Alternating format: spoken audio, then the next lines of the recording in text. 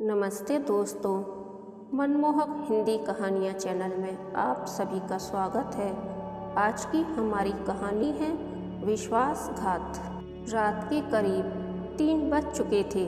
आगरा से सैकड़ों किलोमीटर दूर हिमाचल की सुरम्य पहाड़ियों में बसे छोटे से कस्बे रुद्रपुर के निवासी निद्रा के आगोश में खोए हुए थे, किंतु पारुल की आंखों से नींद कोसों दूर थी।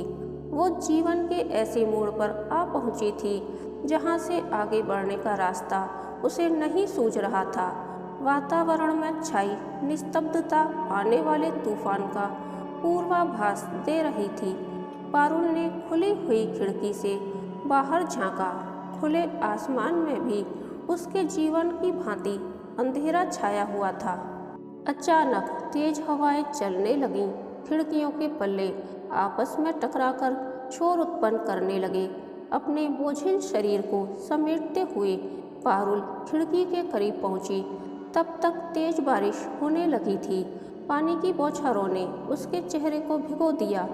पारुल को लगा जैसे आसमान भी उसकी हालत पर सिसक उठा है। खिड़की बंद कर उसने अपने गालों पर लुढ़क आए आंसुओं को पोंछा और पास रखी कुर्सी पर ढेर हो गई। पारुल, पारुल, कहाँ हो तुम? बोलती क्यों नहीं? तुम्हारे बिना ये दीप बुझ जाएगा। घर में घुसते हुए दीपक तेज स्वर में चिल्लाया। क्यों बेशर्मी की तरह इतना चिल्ला रहे हो? कोई सुन लेगा तो क्या कहेगा? पारुल ने कुर्सी से उठकर तेज स्वर में डपटा। यही सोचेगा कि पारुल के बिना दीपक और दीपक के बिना पारुल अधूरी है। दोनों जन्म जन्मांतर से एक दूसरे के लिए बने हैं। दीपक ने हंसते हुए पारुल को अपनी बाहों में भर लिया। पारुल भी खिलखिलाते हुए कटी हुई बेल की भांति उसके सीने से लिपट गई। उसे दीपक की बाहों में एक अजीब सा सुकून मिलता था। मन करता था कि समय यहीं पर ठहर जाए और वो हमेशा यूं ही दीपक के सीने से लिपटी रहे। तभी दरवाजे पर हुई दस्तक से पारुल चौंक पड़ी। इसका मतलब वो आगरा में दीपक की बाहों में नहीं, बल्कि रुद्रपुर के कॉटेज में लकड़ी की इस कुर्सी में समाई हुई थी। आगे बढ़कर उसने कमरे का दरवाज़ा खोल दिया। सामने उसकी माँ की बचपन की दोस्त माया देवी खड़ी थी। बेटा, बहुत तेज तूफान आया है, खिड़कियाँ बंद कर लेना। माया देवी ने तेज हवा से उड़े जा रहे अपने आंचल को संभालते हुए कहा। फिर बोली, किस चीज़ की कमी हो तो निसंकोच बता देना। ठीक है, पारुल ने मुस्कुराने का प्रयत्न किया। उनके जाने के बाद दरवाज़ा बंद कर पारुल एक बार फिर कुर्सी पर ढेर हो गई। कमी, यह एक छोटा सा शब्द कितना बड़ा होता है ये पारुल ही जानती है। बचपन से पिता की कमी, दूसरों के कपड़े सिलकर उसे पड़ा रही माँ के हाथों में पैसों की कमी, इतनी बड़ी दुनिया में अपनों की कमी। जब से होश संभाला था उसने कमी ही कमी देखी थी। अभावों से भरी उसकी दुनिया में खुशियों की सौगात लेकर दीपक एक धूमकेतु की तरह आया था। आगरा विश्वविद्यालय में प्रवेश लिए हुए उसे 1 महीना ही बीता था कि वहाँ पर वाद विवाद प्रतियोगिता का आयोजन हुआ। दीपक उससे 2 वर्ष सीनियर था। वो बहुत ही प्रभावशाली वक्ता था। 2 वर्षों से वो ही इस प्रतियोगिता में प्रथम आ रहा था। इस बार भी सभी को उसी के प्रथम आने की उम्मीद थी। इस बार फाइनल में दीपक और पारुल आमने सामने थे। मुख्य अतिथि ने स्टेज पर रखे छोटे से बॉक्स से एक पर्ची निकाली। इस बार का विषय था दहेज आज के समाज की आवश्यकता या अभिशाप। पारुल हल्का सा मुस्कुराई, फिर मुख्य अतिथि की ओर मुड़ते हुए बोली, सर, अगर आप अनुमति दें तो मैं दहेज के पक्ष और विपक्ष दोनों में ही बोलना चाहती हूँ। पहले इसे आज की आवश्यकता और फिर अभिशाप सिद्ध करना चाहती हूँ। मुख्य अतिथि ने पारुल को दोनों ही विषयों पर बोलने की अनुमति दे दी। पारुल ने पहले दहेज की आवश्यकता पर बोलना शुरू किया।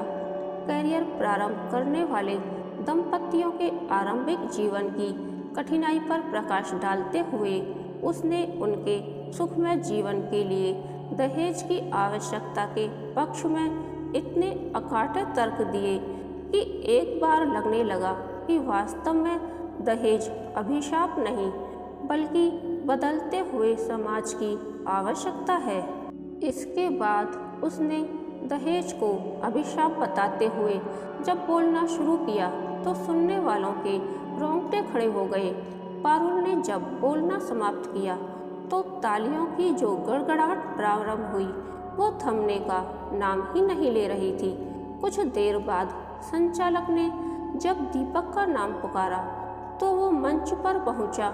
उसने पहले पारुल को घूरकर देखा, फिर उपस्थित जन समुदाय पर दृष्टि दौड़ाते हुए बोला, मेरी प्रतिद्वंदी ने बहुत कुछ बोला है, लेकिन मैं आप लोगों का ज़्यादा समय नष्ट नहीं करूंगा।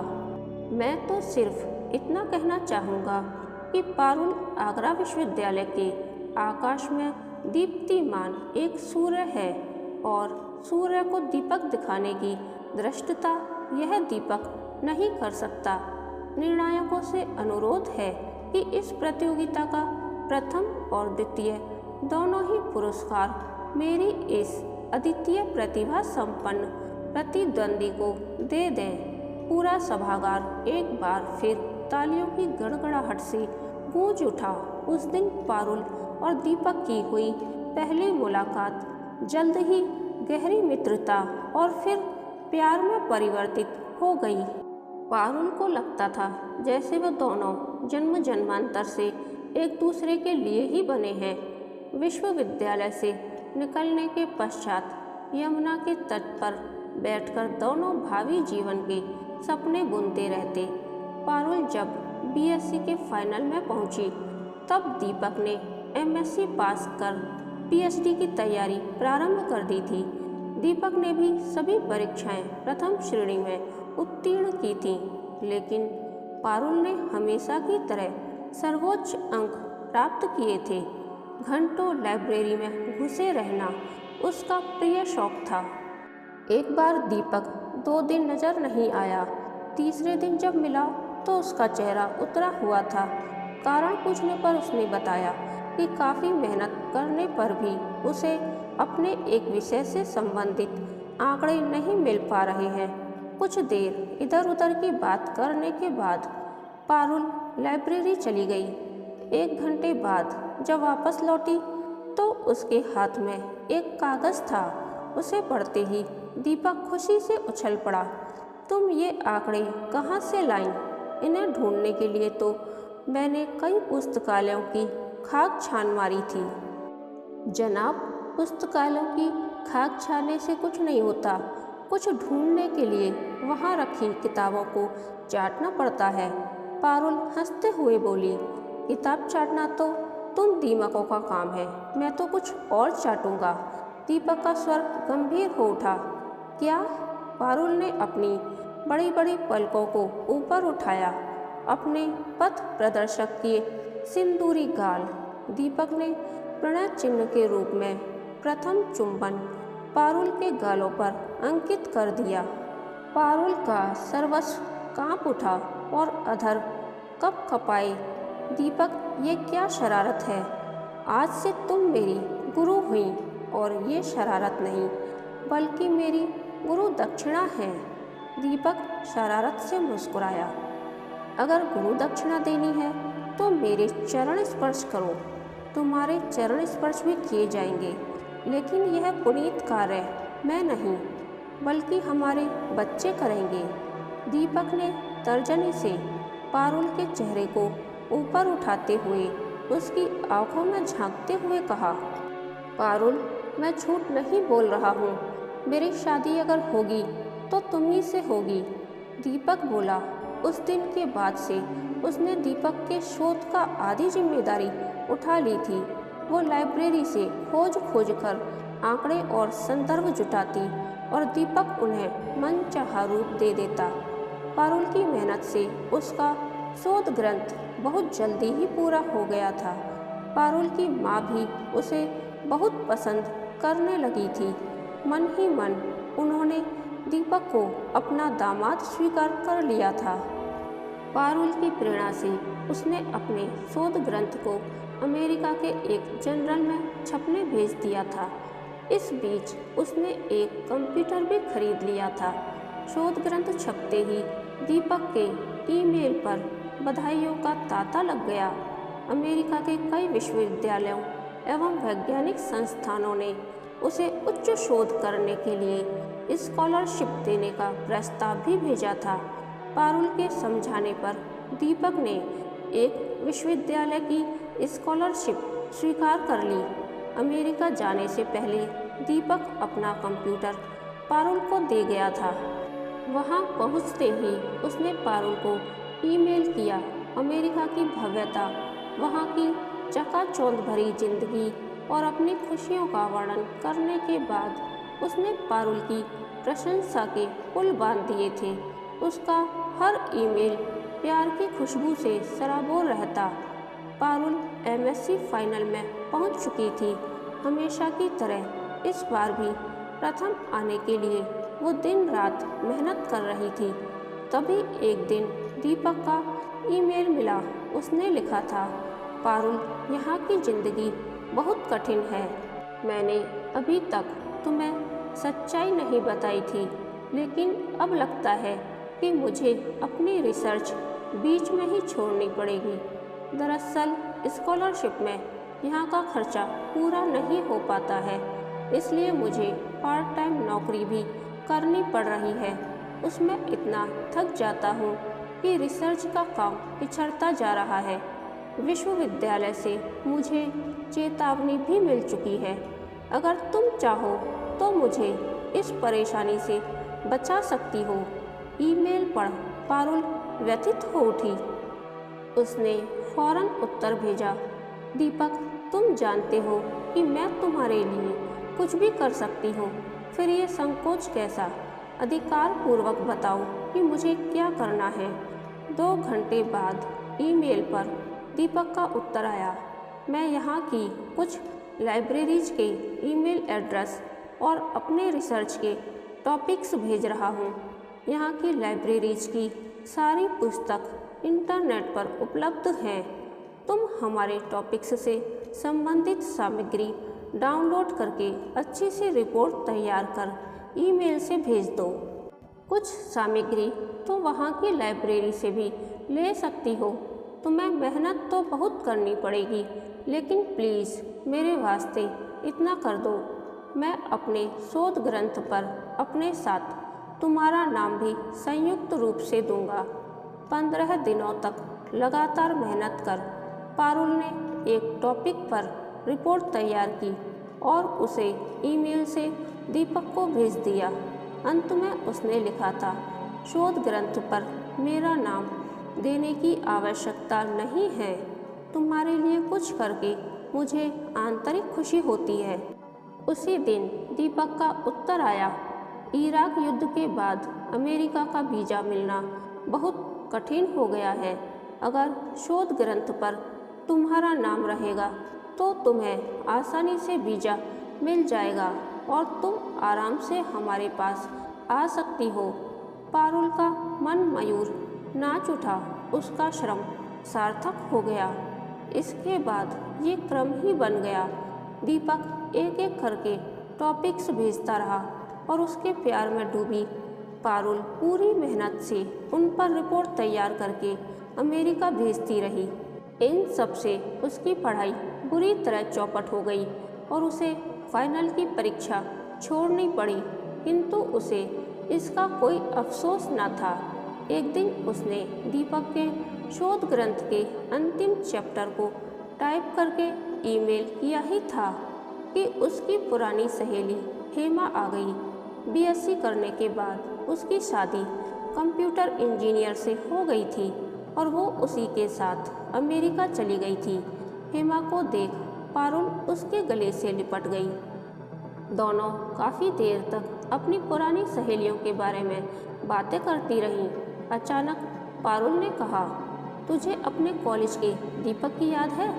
वो आजकल अमेरिका में ही है। कभी उससे मुलाकात हुई कि नहीं? अरे वो तो बहुत बड़ा आदमी हो गया है। उसकी और उसकी बीवी के लिखे रिसर्च पेपर्स की तो अमेरिकन जर्नल में धूम मची हुई है, हेमा ने बताया।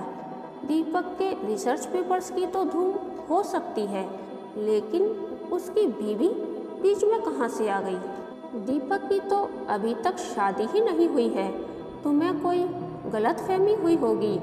दीपक की शादी अभी नहीं हुई है, पारुल ने डूबते स्वर में कहा। उसे अपना ही स्वर अनजाना सा जान पड़ा। कोई गलतफहमी नहीं हुई है। हम लोग एक ही शहर में रहते हैं। महीने के अंतिम शनिवार को वहाँ के सारे भारतीय एक साथ वीकेंड मनाते हैं, तब वो नीलोफर के साथ वहाँ आता है, हेमा ने बताया। तू कहीं किसी दूसरे दीपक की बात तो नहीं कर रही? पारुल ने तिनके का सहारा लेने की कोशिश की। हेमा की बात सुन उसे अपना कलेजा बैठता हुआ महसूस हो रहा था। अरे मैं उसी दीपक की बात कर रही हूँ जिसके साथ हुई वाद विवाद प्रतियोगिता में तुझे प्रथम और द्वितीय दोनों ही पुरस्कार मिले थे, और जिसके साथ तुम्हारे इश्क की हल्की फुल्की अफवाहें भी उड़ रही थीं, हेमा ने जोर देते हुए बताया। अब कहने सुनने को कुछ शेष न बचा था। सारे सपने रेत के महल की तरह ढह गए। हेमा तो चली गई, लेकिन एक ऐसा बवंडर छोड़ गई थी जिसमें फंसी पारुल को कुछ भी नहीं सूझ रहा था। वह अस्तित्वहीन सी होकर रह गई थी। क्या उसका दीपक उसे इतना बड़ा धोखा दे सकता है? मन के किसी कोने में अभी भी आशा की किरण शेष थी। कुछ सोचकर पारुल ने इंटरनेट पर इंडियन रिसर्च एवं डेवलपमेंट सोसाइटी नई दिल्ली नाम की एक काल्पनिक संस्था के नाम से नया ईमेल एड्रेस तैयार किया। दीपक और नीलोफर के पेपर्स की भूरी भूरी प्रशंसा करने के बाद उसने दीपक को अपनी पत्नी के साथ संस्था के वार्षिक समारोह में आने के लिए निमंत्रण भेज दिया। उसने दोनों को आने जाने का टिकट देने का वायदा भी कर दिया था। पूरी रात करवटें बदलते बीती। अगली सुबह जब उसने इंडियन रिसर्च एवं डेवलपमेंट सोसाइटी का ईमेल खोला तो दीपक का संदेश मुंह चिढ़ा रहा था। उसने पत्नी के साथ आने की सहमति भेज दी थी।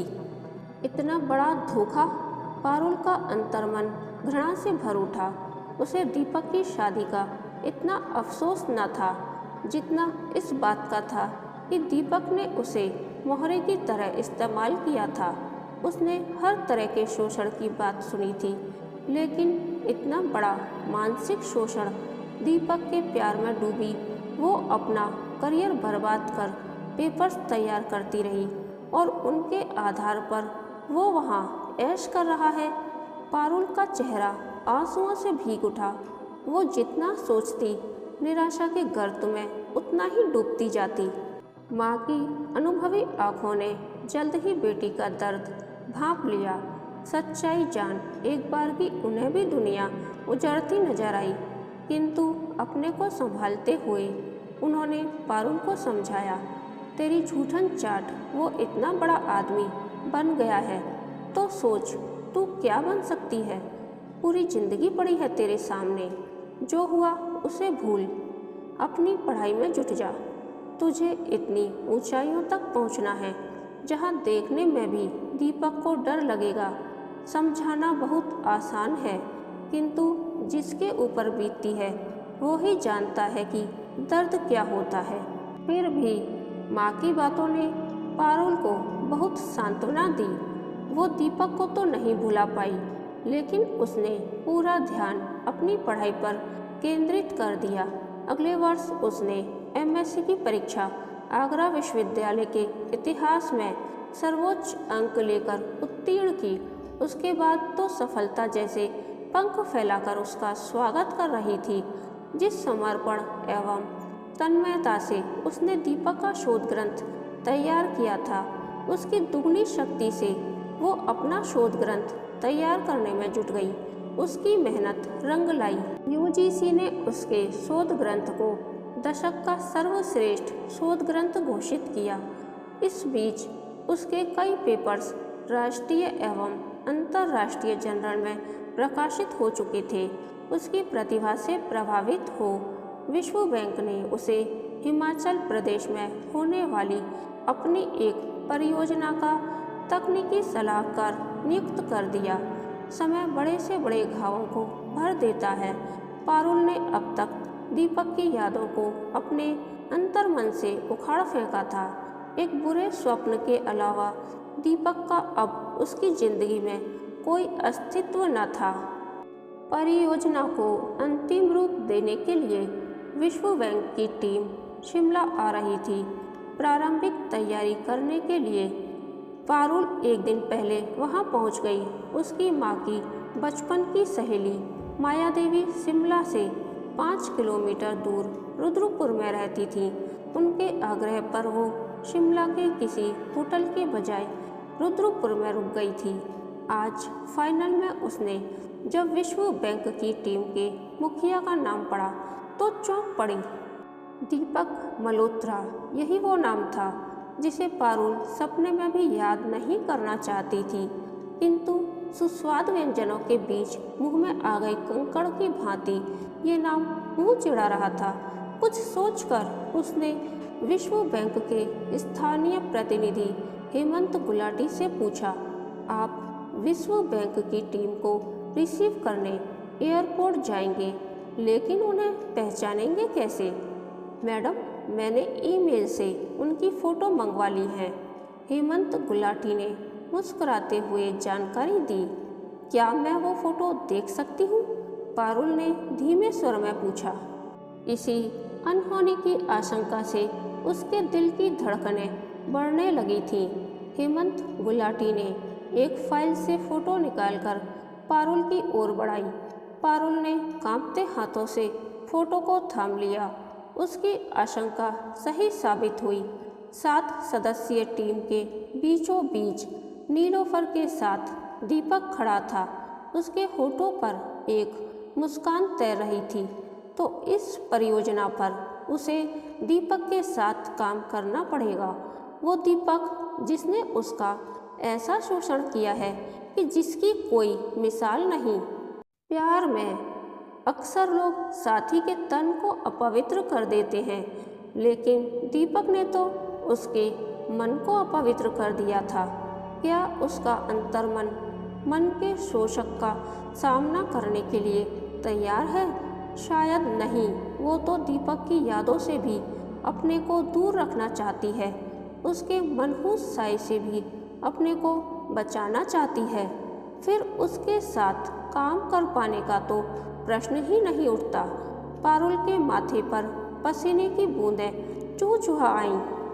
मैडम, आपकी तबीयत तो ठीक है? हेमंत गुलाटी ने पारुल के पीले पड़ गए चेहरे को देखते हुए पूछा। उत्तर देने की बजाय पारुल ने मेज पर रखे पानी के गिलास को उठाकर होठों से लगा लिया। एक ही सांस में उसने गिलास खाली कर दिया, किंतु मन की अग्नि को शांति नहीं मिली। वो कंपकपाते हाथों से गिलास मेज पर रखते हुए बोली, मिस्टर गुलाटी, मेरी तबीयत ठीक नहीं है, मैं रुद्रपुर जा रही हूँ। मैडम, कल 11 बजे मीटिंग है, आप थोड़ा पहले आकर फाइल देख लीजिएगा, हेमंत गुलाटी ने कहा। मैं नहीं आ सकूंगी, आप स्वयं सब संभाल लीजिएगा, पारुल ने कहा।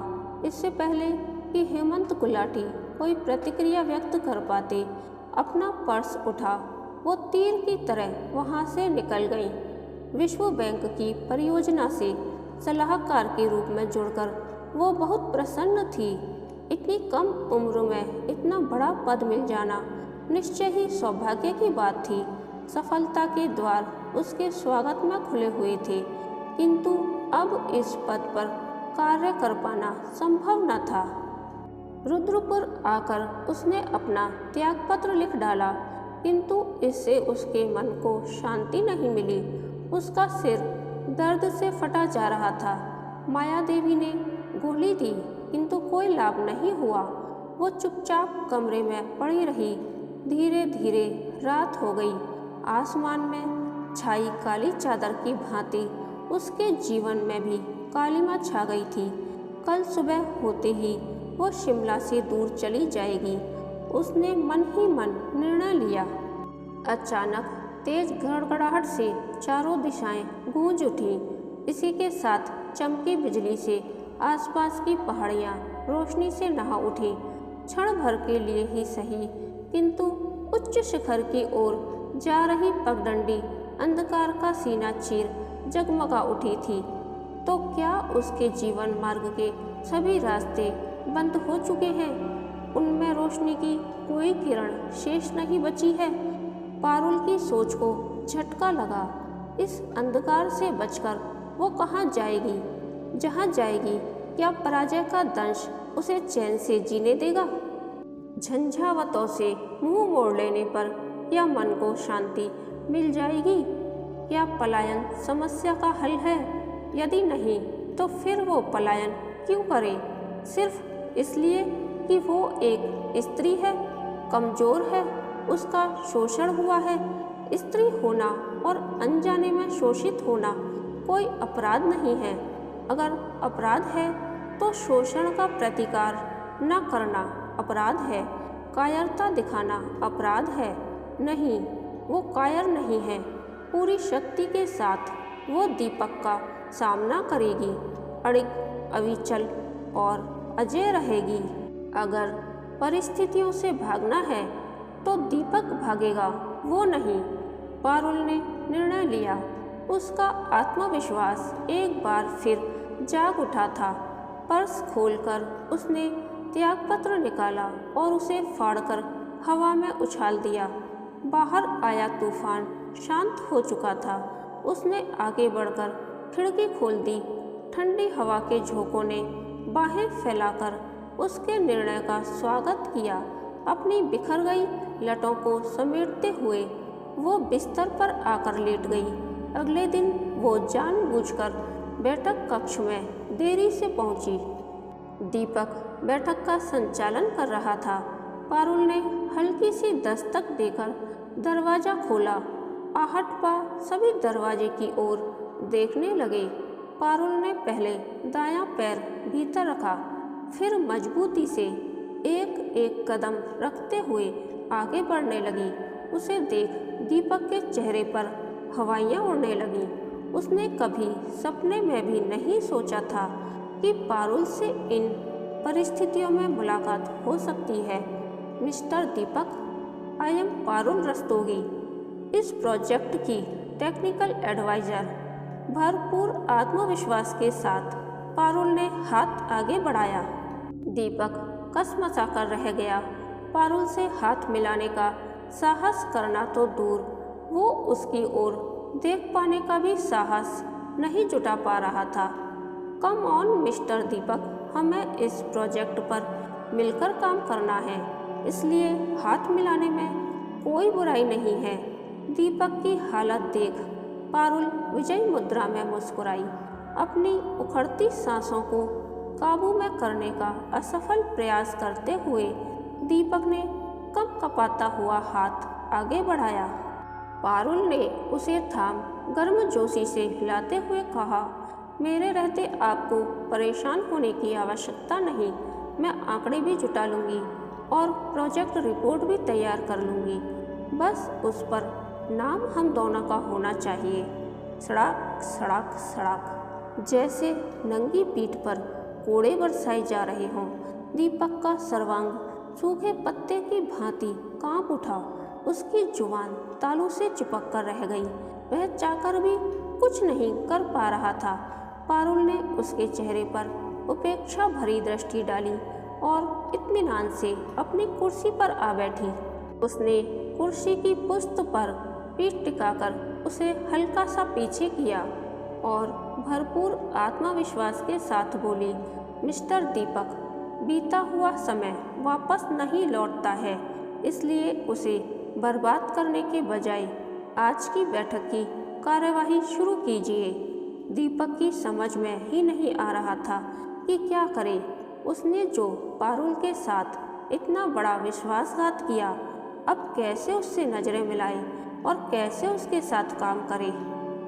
कहानी के अंत तक बने रहने के लिए धन्यवाद। यह कहानी आपको कैसी लगी प्लीज़ कमेंट करके बताइए।